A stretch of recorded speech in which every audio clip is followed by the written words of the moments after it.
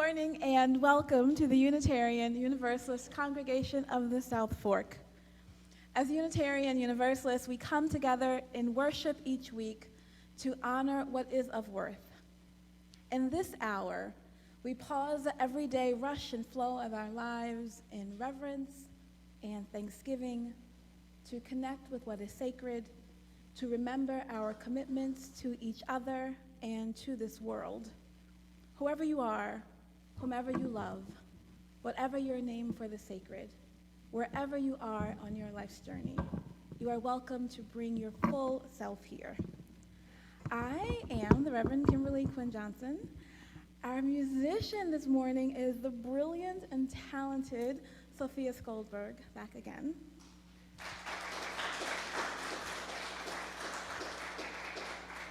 With accompaniment from the equally brilliant and talented Stephen Skoldberg. Our tech hosts are Monica Cesada and Carl Wittenberg. If you're joining us online, you should have access to closed captioning, hearing assistance. And if you're joining us here in the building, we also have hearing assisted devices. So please take advantage of those if they would be helpful to you. I want to advise you that now is the time to silence your other devices, but don't put them away, because I also want to encourage you to tag us on social media. We had a little challenge, sort of, I think a formal challenge, to post every day of General Assembly, which I think we managed to post something every day during General Assembly. And so now we are being followed by the UUA.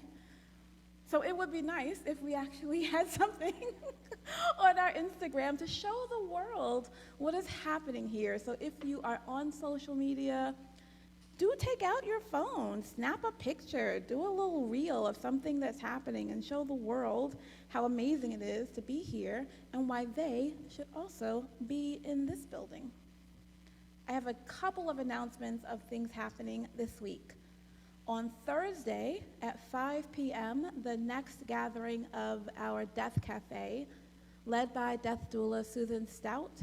This is not a bereavement group. It is an opportunity for people to come together to talk about death, our experiences with death, our worries about death, our thoughts and wonderings and questions about death, and there is cake.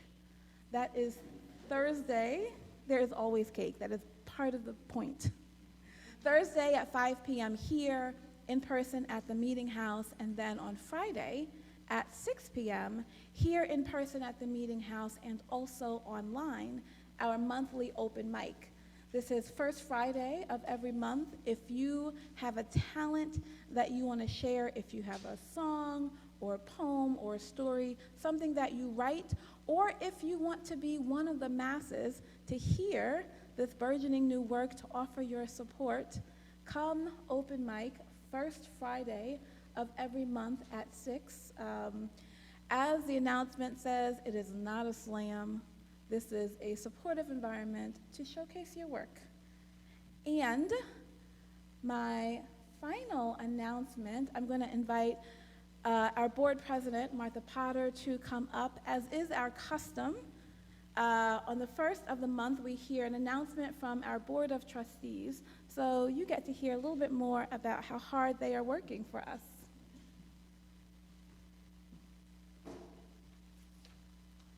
I'm working so hard, I'm going off the grid for 2 weeks to the Adirondacks.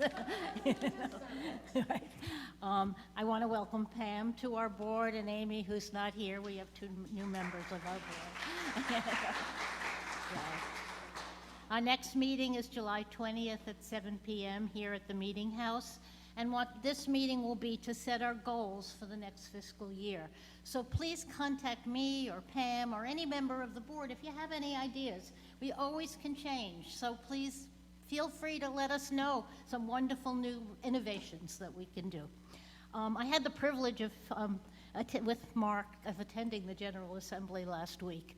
And I'm full of new ideas, but we can't possibly do all the things that I want to do. So, but I'd love to hear from you too. But one thing that really struck me at the General Assembly was our congregation is collaborative, and the UUA believes in a collaborative model, and they say not a consumer model, which means that every voice is important. As instead of us telling you things, we want to hear from you. And that was in many, many workshops we went to, and it was very important for me to hear that. This is also a new tradition. On the first Sunday of every month, we share our contributions with an organization that is doing social justice.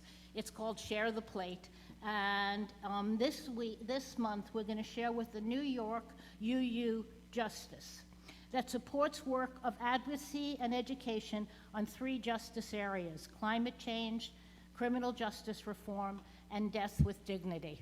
And we're having the cafe this week, so that's important. Reverend Kimberly is a member of their board, I should tell you that, and she's going to tell you a little more later when the collection plate comes out of exactly what they do. So thank you all for being here, and enjoy the service. Do we have any visitors who would like to introduce yourselves?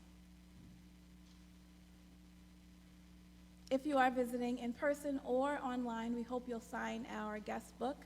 Our virtual guest book is a way for us to stay in touch with you, to let you know more about what's happening here, and for you to tell us a little bit about what you are interested in. I want to invite you, as I take a breath, for you to take a moment to greet your neighbor and maybe a kind word for someone who you have not spoken with yet this morning.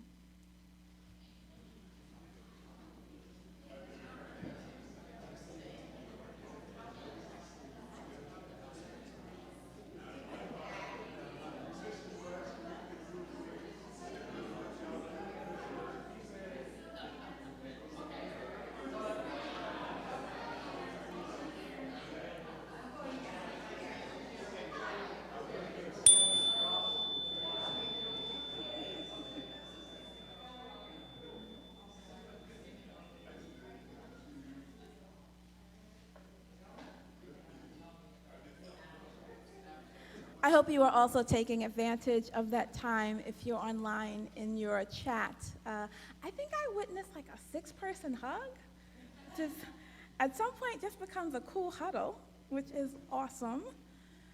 And maybe fitting because our theme for July is play. Kids, we know, play all the time. It is natural, and it's not useless. Play is important for cognitive and social and emotional development among children. They learn rules, they learn how to negotiate their activities with each other, they learn how to be creative and expressive, and at some point, adults stop playing. This month is an invitation for us to play. Some of the same benefits that we know children receive from play are available to us as adults in play: emotional, spiritual, social well-being. A chance for us to relax and refresh, to connect with ourselves, and to connect with our communities beyond ourselves. And this morning, we explore that theme of play through the idea of dance. But first, we light our chalice. I did not invite a person ahead of time to light our chalice, so I'm going to just wait for the rush of people to get to the chalice lighting stick first. With these words from Kirk Lodeman, "Come play with me." How will we embrace this season? Will we Scrooge it by putting work ahead of everything else? Or will we step into summer's playground? Listen for the call of play that reminds us that being can only be valued when we take a break from doing. Though they are yin and yang, most struggle to keep doing and being in balance. Doing can be kind of a drug, a false god, an overlord. By contrast, play is a physician that invites us to heal ourselves, a wise guide that offers countless paths and possibilities for our consideration, a teacher who reminds us that much of what we know, so much of what we know, dwells within us, a mystic that encourages us to engage mystery. The universe asks, "Come play with me." How will you respond? While we figure out our chalice, because I took it out and was supposed to put a new one in, and I didn't, because I started my play a little early and got completely distracted from my task. Let's stand and sing together the first hymn in your gray hymnal, number 311, Let It Be a Dance.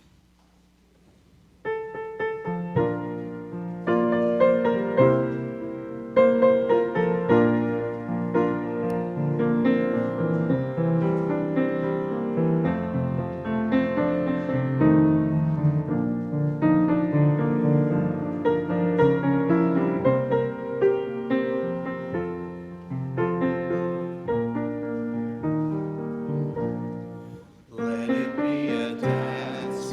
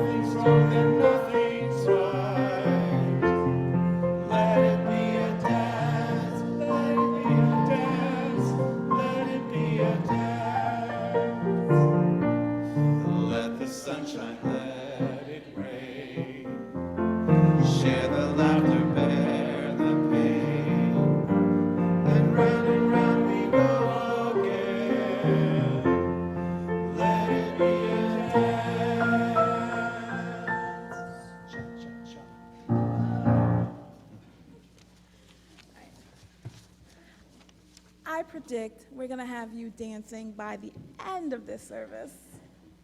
Our first message is actually a video.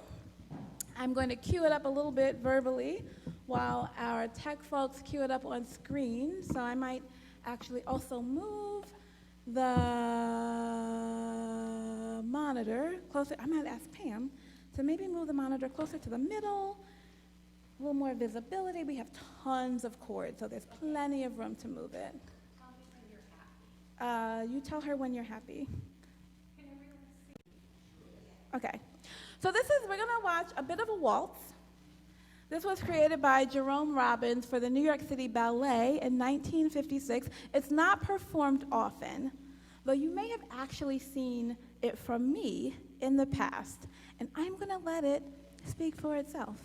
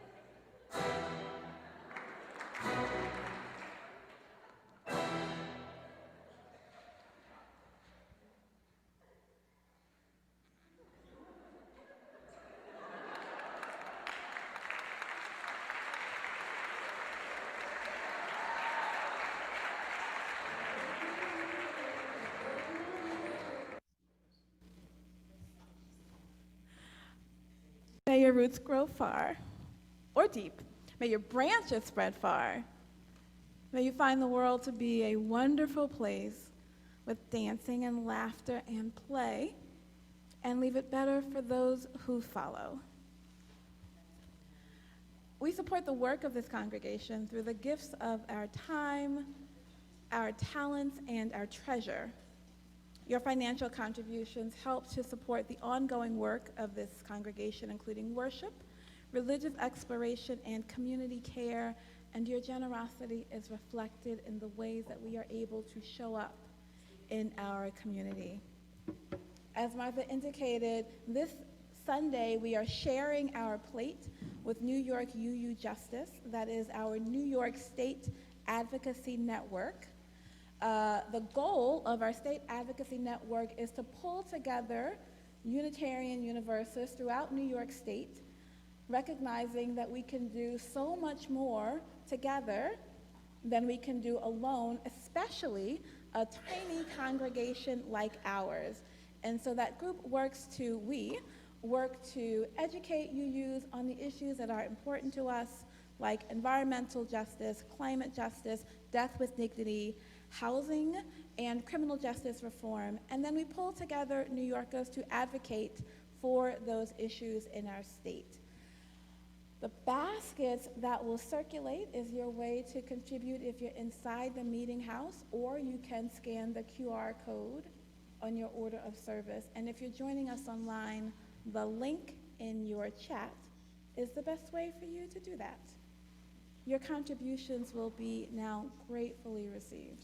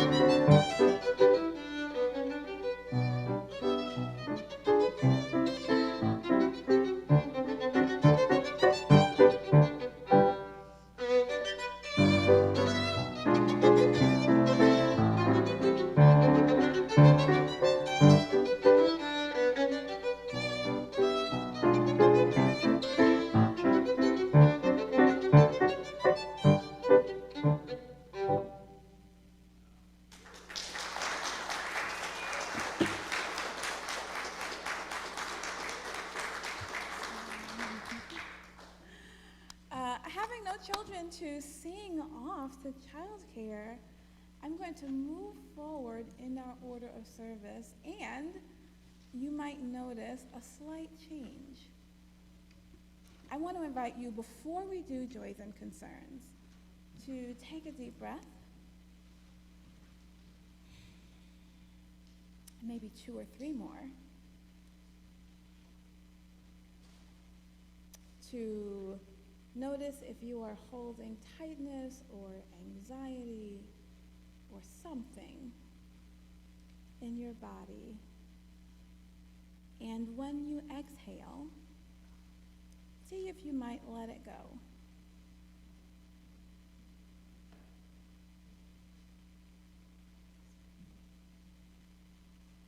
These words come from the Reverend Marnie, whose name got cut off of my notes. Reverend Marnie. Goodness gracious. If on a starlit night, with the moon brightly shimmering, we stay inside and do not venture out, the evening universe remains a part of life we shall not know. If on a cloudy day, with grayness infusing all and rain dancing rivers in the grass, we stay inside and do not venture out, the stormy, threatening energy of the universe remains a part of life we shall not know. If on a frosty morning, dreading the chilling air before the sunrise, we stay inside and do not venture out, the awesome, cold, quiet, and stillness of the dawn universe remains a part of life we shall not know. If throughout these grace-given days of ours, surrounded as we are by green life and brown death, hot pink joy, and cold gray pains and miracles, always miracles. If we stay inside ourselves and do not venture out, then the fullness of the universe shall be unknown to us, and our locked hearts shall never feel the rush of worship.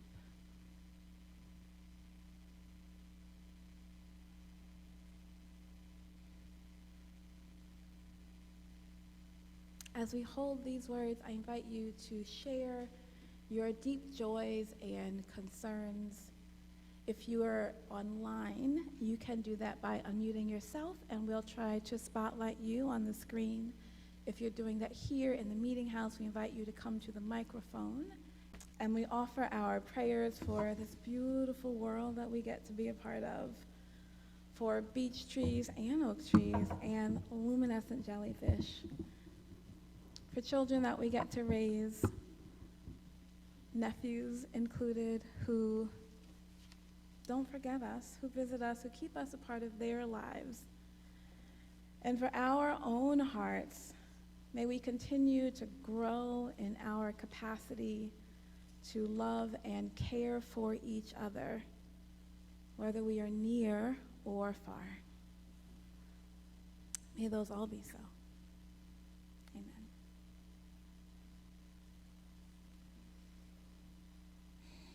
I'm going to invite you to stand and sing a song together. And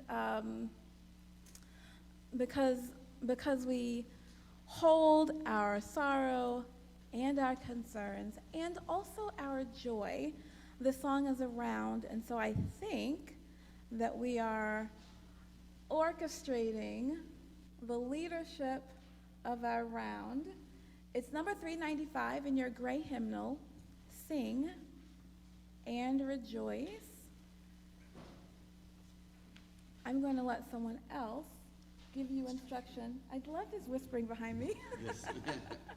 I'm going to let them tell me and you how we're going to sing this song together. My request is that you make a really joyful noise. We're singing and rejoicing. We're whispering because we're deciding whether to do 2 or 3 parts, so I think we're going to do 3. Yeah. Okay. Tell us how that works, though. So we'll sing the round once together in unison. Then I will lead group 1. Ken will lead group 2, or Kent will lead group 2. Ken will lead 3. So yeah, so this is how we do it with kids. But we have to keep it on That's Zoom. group 1. And if you're not sure where this arm is, it's group 2. Not sure where the arm is. Okay. This is group 3. Oh, okay. You don't need it. All right. Okay. So together once. Zoom, you're group 3. Yes.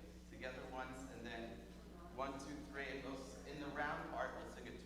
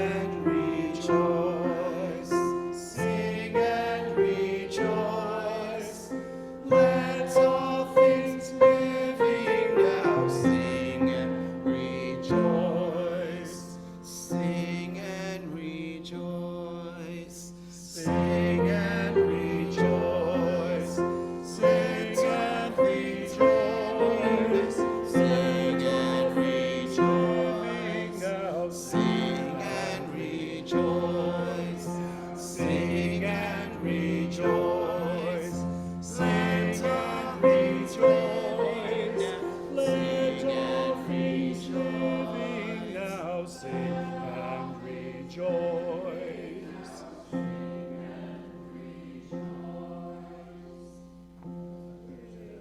Nice.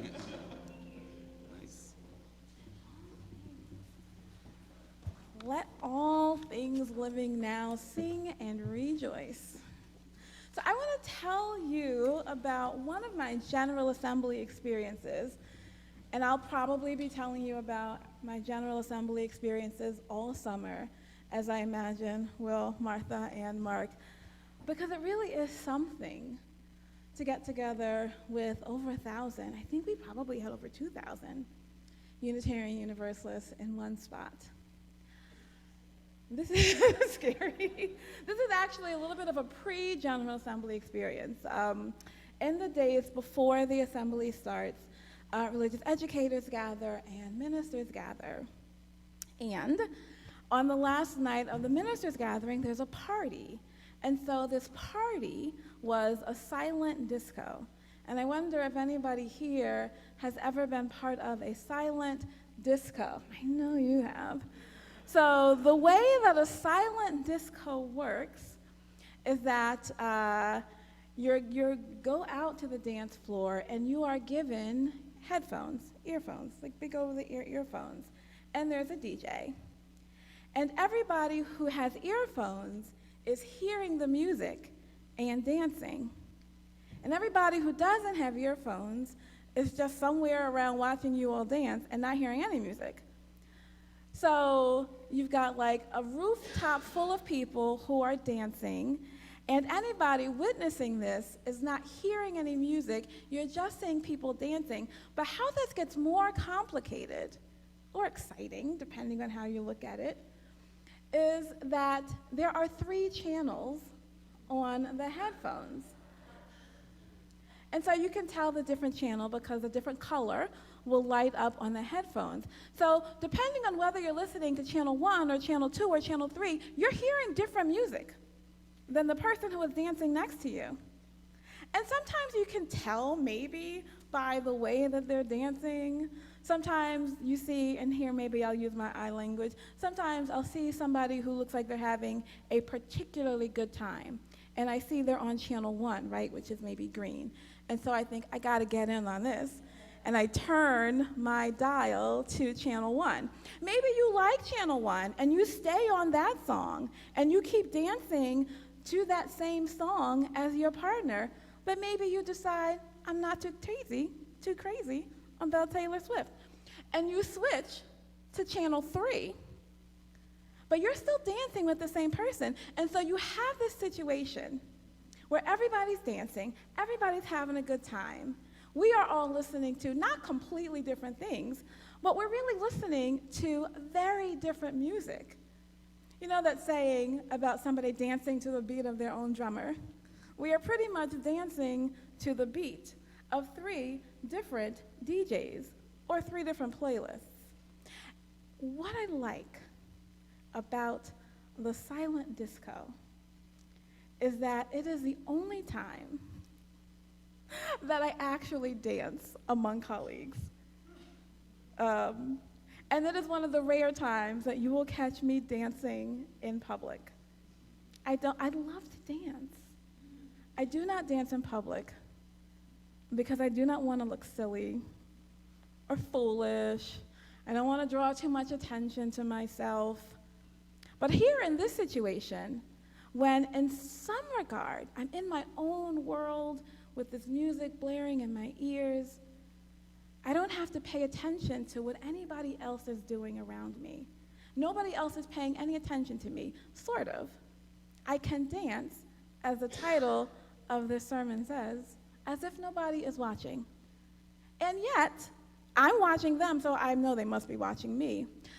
The other exciting thing about the silent disco is the way that we dance together to different music. The way that we are able to be together as one group, one body, moving in rhythm to different music. And sometimes, maybe we're listening to the same music for a while, and we are in some kind of sync, but But we don't have to stay to the same music. We can dip in and out. You can stay with the same music for a while and then decide to change to something different, and then maybe you change back, or maybe you change to the third channel.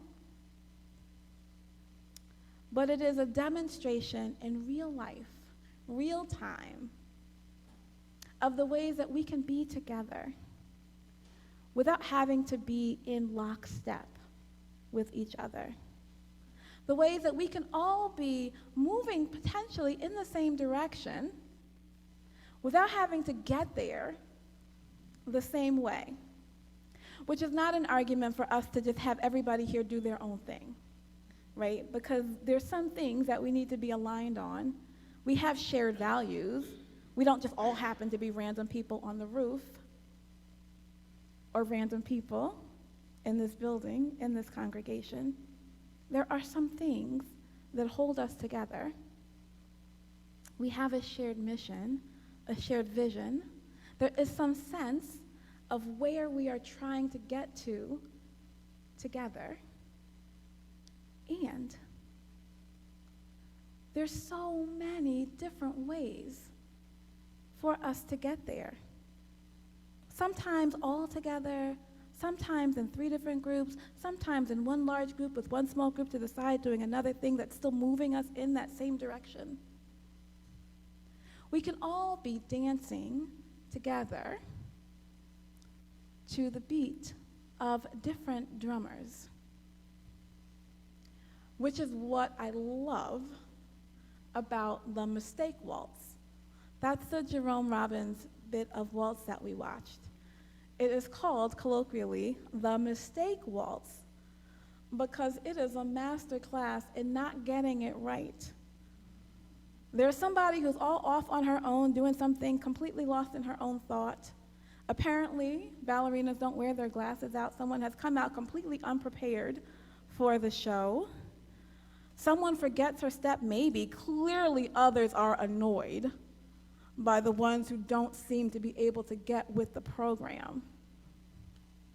I love the Mistake Waltz because it is playful and messy, and it reminds me to not take myself or to not take what I am about too seriously.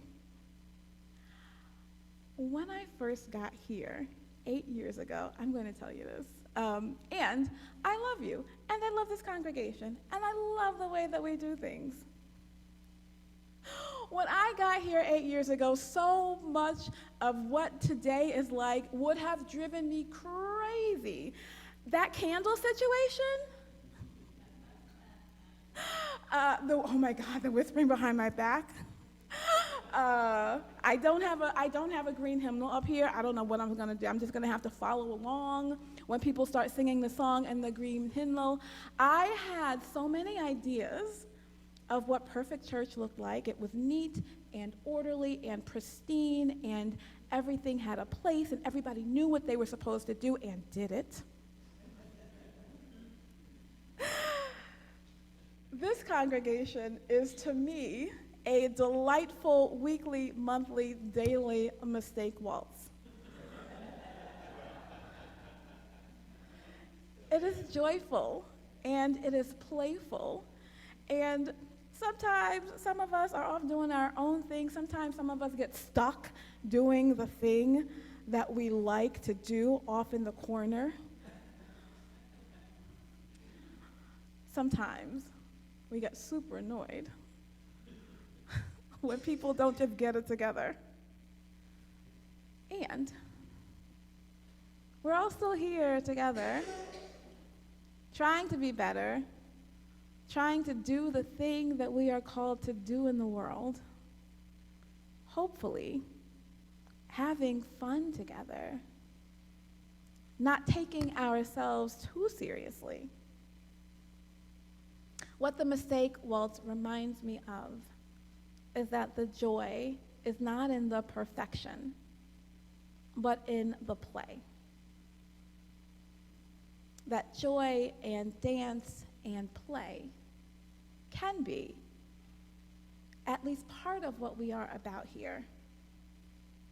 Another great dancer, Martha Graham, says that dance is the hidden language of the soul.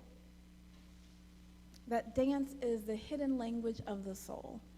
It is, since ancient times, used in ritual and healing and praise and connection.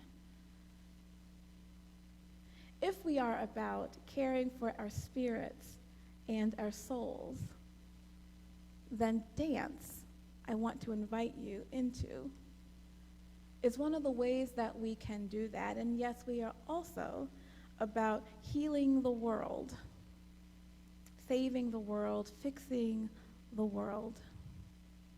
And so I want to remind you of a different quote, this one at the top of your order of service, from the anarchist Emma Goldman, who is reported as saying, she's quoted as saying, "If I can't dance, I don't want to be a part of your revolution." This is not actually what she said.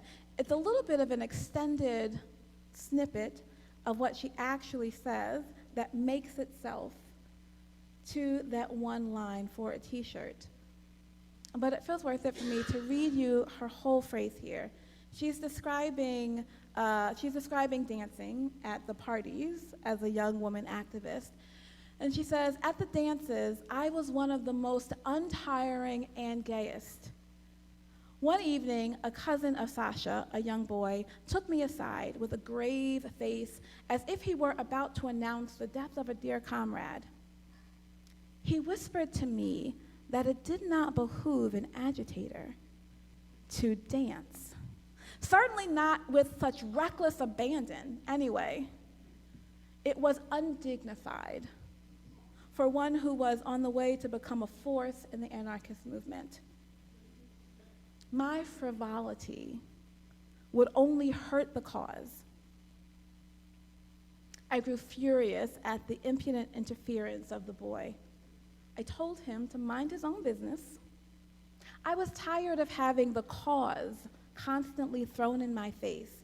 I did not believe that a cause which stood for a beautiful ideal, for anarchism, for release and freedom from convention and prejudice, I did not believe that such a cause should demand the denial of life and joy. I insisted that our cause could not expect me to become a nun, and that the movement would not be turned into a cloister. If it meant that, then I did not want it. A movement for freedom without joy and release, a movement for healing the world, a movement for justice, a movement for spreading love in the world that cannot hold freedom and release and joy and dance and play is not one that I think is worth my time. Play, we do for the delight of it, for its own sake. We do it because it prepares us and sustains us to do the work of justice, to do the work of love, to do the work of care in the world. It sparks our creativity and our imagination. It refreshes our spirit. It reminds us to not take ourselves too seriously. My challenge for you this month, as we find all sorts of ways to play,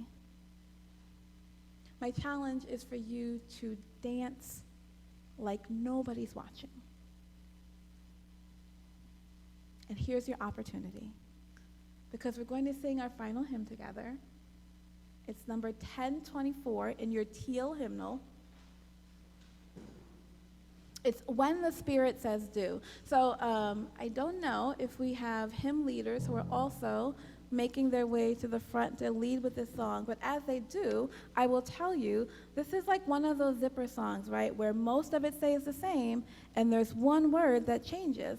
So we're going to do when the Spirit says do, but then you're going to be invited to other things. Maybe you're going to be invited to sing when the Spirit says sing, or dance when the Spirit says dance, or play when the Spirit says play, or shout when the Spirit says shout. I'm going to let them take over.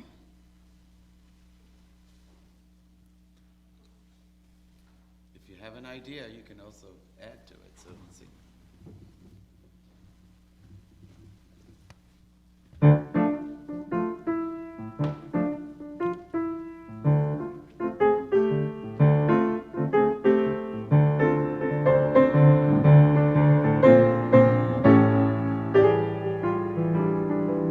You gotta do when the Spirit says do. You gotta do when the Spirit says do. When the Spirit says do, you gotta do. Oh Lord, you gotta do when the Spirit says do. Spirit says do. Spirit says do. Spirit says do. Spirit says do. Spirit says do. Spirit says do. Sing, you gotta sing when the Spirit says sing. You gotta sing when the Spirit says sing. When the Spirit says sing, you gotta sing, oh Lord. You gotta sing when the Spirit says sing. Spirit says sing. Spirit says sing. Spirit says sing. Spirit says sing. Spirit says sing. Spirit says sing. Dance, you gotta dance when the Spirit says dance. You gotta dance when the Spirit says dance. When the Spirit says dance, you gotta dance, oh Lord. You gotta dance when the Spirit says dance. Spirit says dance. Spirit says dance. Spirit says dance. Spirit says dance. Spirit says dance. Spirit says dance. How about play? You gotta play when the Spirit says play. You gotta play when the Spirit says play. When the Spirit says play, you gotta play, oh Lord. You gotta play when the Spirit says play. Spirit says play. Spirit says play. Spirit says play. Spirit says play. Spirit says play. Spirit says play. Laugh. We got to clap when the Spirit says clap. You got to clap when the Spirit says clap. When the Spirit says clap, you got to clap. Oh Lord, you got to clap when the Spirit says clap. Spirit says clap. Spirit says clap. Spirit says clap. Spirit says clap. Spirit says clap. Spirit says clap. You got to stomp. Stop. You gotta stop when the Spirit says stop. You gotta stop when the Spirit says stop. When the Spirit says stop, you gotta stop, oh Lord. You gotta stop when the Spirit says stop. Spirit says stop. Spirit says stop. Spirit says stop. Spirit says stop. Spirit says stop. Spirit says stop. Spirit says stop.